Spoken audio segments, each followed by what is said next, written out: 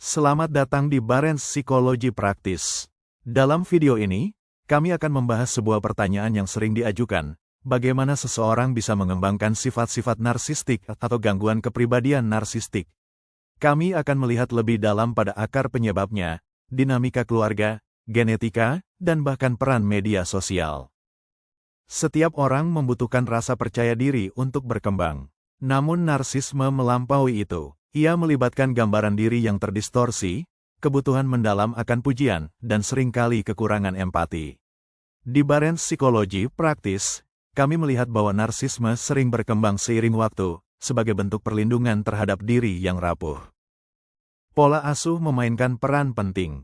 Ketika anak-anak terus-menerus dipuji secara berlebihan, dikatakan bahwa mereka lebih baik, lebih istimewa, atau lebih penting daripada orang lain, mereka bisa mulai percaya bahwa nilai diri mereka tergantung pada keunggulan.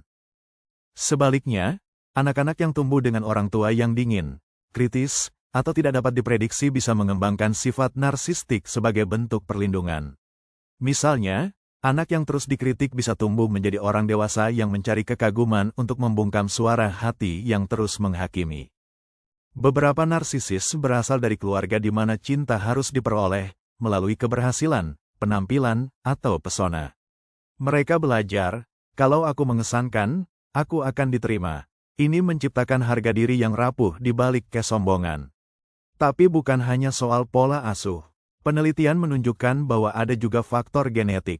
Beberapa orang secara biologis lebih rentan terhadap sifat seperti kurang empati, impulsivitas, atau kepekaan emosional.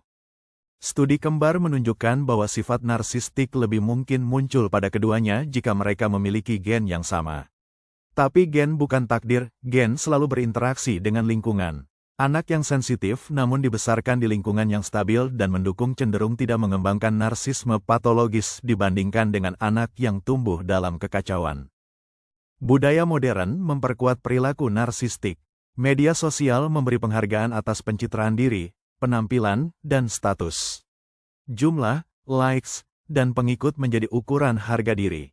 Bayangkan seorang remaja yang setiap hari mengunggah selfie.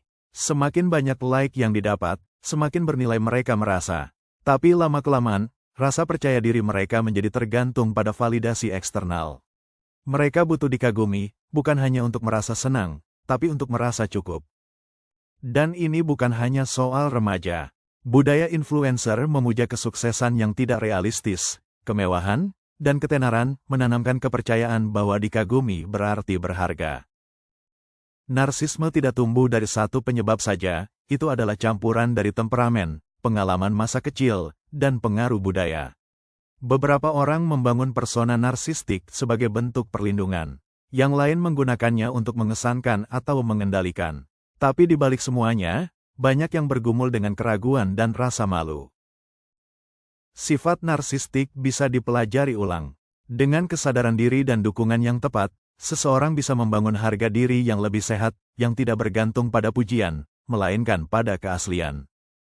Memahami narsisme adalah langkah pertama menuju perubahan, baik dalam diri Anda sendiri maupun orang yang Anda pedulikan. Jika Anda ingin lebih banyak konten yang empatik dan bermanfaat tentang kesehatan mental, hubungan, dan pengembangan diri, silakan like video ini, subscribe ke channel kami, dan kunjungi barenspsikologi.com untuk sumber gratis dan dukungan profesional. Terima kasih telah menonton.